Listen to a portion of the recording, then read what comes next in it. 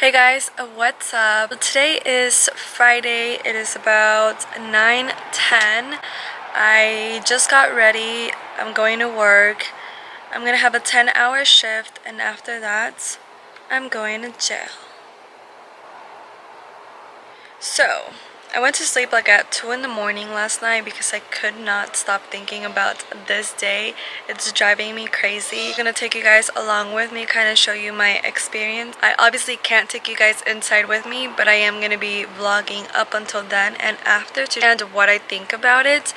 Obviously not a good thing. So long story short, on St. Patrick's Day, March, I think it was the 18th, I got pulled over. I drove 0.6 miles away, not even 1 mile, just 0.6 away, just to my house, because I was like so close. I did have 2 beers, but I had to stop.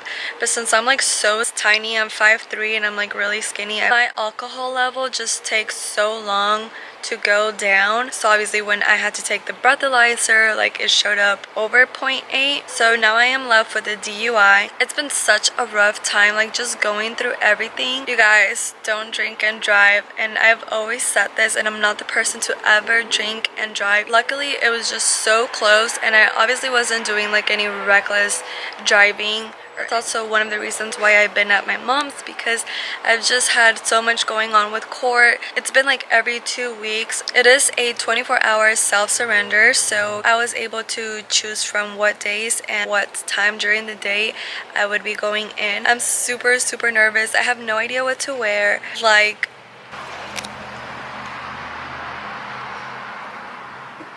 all of this punishment that has been given to me, I'm not saying that I don't deserve it. It is affecting me a lot, and it's like, well, it's making me not ever, if I didn't want to drink and drive back then, now I don't ever like want to even like hear about people doing that. It just like drives me crazy. I'm just like, you guys, could you not, guys, did you guys not see my situation? I'm going through it. I'm going to jail. I'm super scared. I'm going to, I think it's like Lower Buckeye County something. Oh damn, I have to catch an Uber. I've been taking an Uber to work every day. It's about $6, and I didn't think it was that bad, but after it being 2 weeks already, I'm just like, okay, my license is suspended.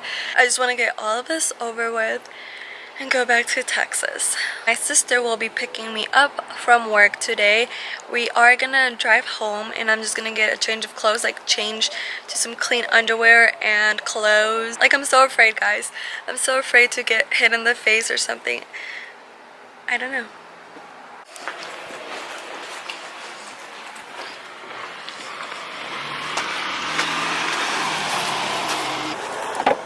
Hello. Good morning.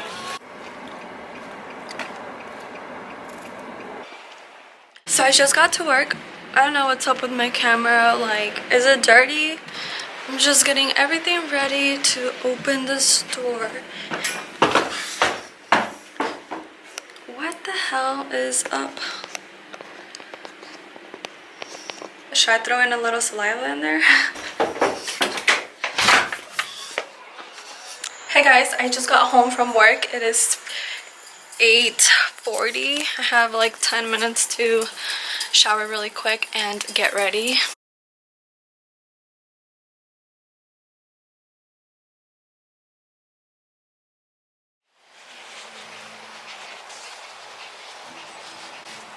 Hey guys, it is June 11th. It might be the 12th. It's actually too hot for that. I'm honestly running on like 4 hours of sleep in the past 50 hours. The reason why I've only slept for 4 hours was because I got home at 4 in the morning and woke up at 7 today. So wait, is that 4 hours? Don't get me wrong, I did not get it back at 4 in the morning from jail. Luckily, didn't go as bad as I thought it would go. I was honestly expecting like a change of clothes, like the whole bar sells.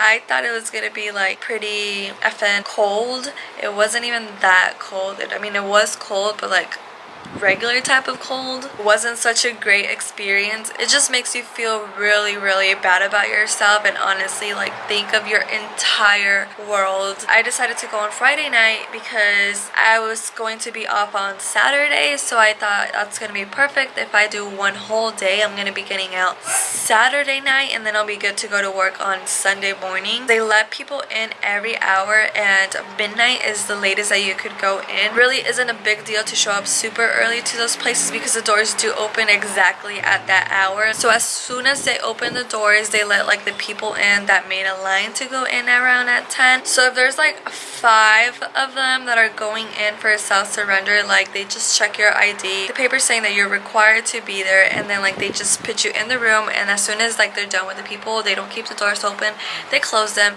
So if you're there like at 10:06, you just have to wait until 11. Cell phones are not allowed. So I heard a lot of people like taking Ubers there, obviously because they were for like DUI, so you really can't be driving. So they had like no way of contacting Uber, so they were like, well, what am I supposed to do with my phone? And honestly they're just like, I'm sorry, you have until midnight to figure it out. But for the other people that did drive there and had their phones, they will take it to their car and then like come back like 2 minutes later and the doors are closed. And honestly you just missed out from that hour because now you have to wait until the next hour because they are that effed up that they'll be like, oh yeah, just go drop it off in your car and you'll be good. And it's like as soon as you walk away they close the doors on you. Okay, so once you make it in through those doors, it's like completely brick. So they separate the guys and then the girls. I mean, they're in the same room, but like against the walls. You have to be facing the wall with your hands on the wall. And that's when they pat you down just to make sure that you have like no weapons or anything like that. They literally pat you down. I didn't want to take a bra because I thought it would be really uncomfortable, but I didn't not want to wear a bra because I thought that would be super weird. So I took a bralette and they literally check everything. Like they'll pull on the back of your straps, the front of your strap, kind of like give it a little wiggle just to make sure like, you know, you have nothing hiding in that area. They also put their fingers around like your waist, and literally when they're going to check your inner legs, like they're just like boom boom boom, and as soon as they get there just like after that they take you inside a room. That's where like everyone is registered, processed, whatever. That room was completely full. From 10 I literally went into my cell at 2:30 in the morning. When I got to my cell, that cell was so full. Picture a regular size bedroom, all brick, and then there's like a brick bench along the 2 walls and then the back wall, and then a little toilet where everyone sees and knows your business. So when I got there, it was really packed. All of those seats like along the wall were taken. Plus there was about 9 girls on the floor just like laying down. Half of the room was asleep, so I just found myself like a little spot. And I sat there for about 30 minutes and then I tried napping because obviously that's how you get your time to go by a lot faster. But unfortunately it's not that easy, especially knowing how dirty it is there. You know when you're sitting down and like your butt gets like really tired. I did like every sitting position you could possibly think of, trying to get comfortable, trying to take a little nap. I was doing this a lot. Sorry, I'm not trying to dab, but like I was doing this like over like my legs, doing this, holding my head in like every position. Like my hand was just like all over my face because I was so tired, like, and I felt really grossed out because the floor is like super dirty. So obviously I would be holding my body with my hands at times, and then like after that like I'd get really tired and then hold my face. I was just thinking about like the after, like oh my god, I'm probably going to break out a lot. Around 4:30 in the morning they started taking girls for like fingerprinting because I guess they were like starting to like let them go. Out of like 25 girls there was only like 18 girls, so there was a little bit more room. I honestly couldn't even fall asleep. I had my eyes closed. Every little noise would like wake me up, and the doors are like so loud, and then you also hear the keys of the officers when they pass by, and it's so annoying because like you literally hear that key noise. Like it almost feels like they're literally outside just like shaking the keys, like trying to freak you out. As soon as I would hear something like that, like my eyes would just open right away because I obviously wanted to be awake for anything, because they would be coming in to check on us like at a random time, and then they would call names. Majority of the girls got their fingerprints taken, and then there was only like about 7 girls left, which sucked because we were all wondering like, did they forget about us? We did hear that a lot of the girls that go in for one day, like in the nighttime, like how we went at 10, that they would count those 3 hours, like until midnight, as the whole day, and let you out after they process you, which would be at midnight. So like by 2, 4 in the morning, like you'd be gone. So we were literally all hoping for that. But then 4 in the morning passed, 7 in the morning passed, and nothing. They did take us some food, like a little bag. There was a bread, a rotten apple, and some little cookies and peanut butter. Honestly, just the apple itself, you know, like that smell of like old apple, like when you take a bite out of an apple and like you leave it there and like it starts like kind of smelly.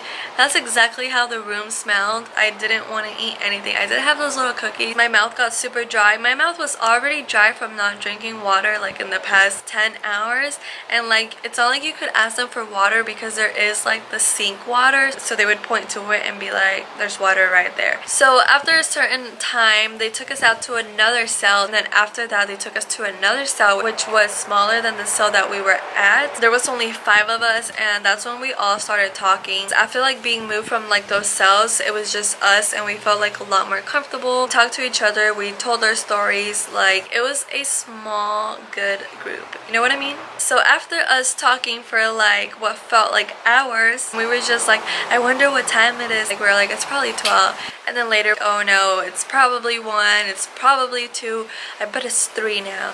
Damn, it's gonna be another hour. We're probably gonna be out by 4. So like around 4, that was what we were going for. Like, okay, it's gonna be 4 by the time we get out. Great, like there goes our day. So finally, after waiting for so long, we were asked to go out of our cells and like into like a wall where we had to answer like a few questions, I guess like for their records, just so they could know that it's us who did the time. And then that's it. They just asked us to go through the door. So we honestly were like speed walking to go through that door. As soon as we saw like the brick wall, meant that we were outside, we saw another door, and then we finally opened, we saw the sunlight, and we were just like honestly so happy. Out of like the 5 of the girls, 1 of them drove there, so she had her phone. So we all walked to her car. Shout out to this girl, I'm not sure if I should say her name. She was like so sweet, so pretty, by the way. So as soon as we got to her car, we checked the time, and it was 12, guys.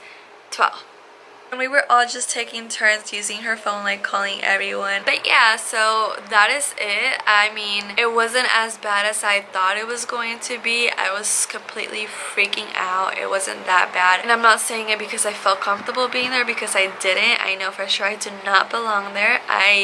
That was a really, really low point of my life. I never thought that I would be in a situation like that, but I mean, DUIs aren't rare. Everyone gets them every single day, and it's just crazy to know how many people were there for DUIs. My situation wasn't even like bad. Like I wasn't drunk, I didn't hurt anyone, I didn't hit anyone, I didn't run a red light, I wasn't speeding, like nothing. I was pulled over because of my new LED lights. Like that was the main reason why I was pulled over, and then it just like escalated from there. My DUI fee is $1,500. I also have to get interlock in my vehicle. That's like $200 to install, and like $100 each month for 12 months. So that's gonna be like another $1,500. And then I also have to take classes, and that takes a lot of my time. And not only that, I also have to pay for them, and they're about $80 each, because DUIs are like some serious ass poop. I actually enjoyed making this video. I wasn't sure if I should do it because I am like completely embarrassed to talk about this. It's something that not a lot of people talk about, and so I just decided to do it because like for myself, I was really scared. I didn't know what to expect, and I feel like if I would have seen something that shows me or like tells me how it's gonna go, I would have felt like a lot better going in and not too scared. Yeah, it for sure blows, but that's gone. 100% sure I'm never going back there. Well guys, I am taking off. Comment down below your experience, how bad it was, and honestly, like don't be afraid to talk about it, because the more people know about how it goes and how bad it is, I'm sure it could hit them and change them to not drink and drive anymore.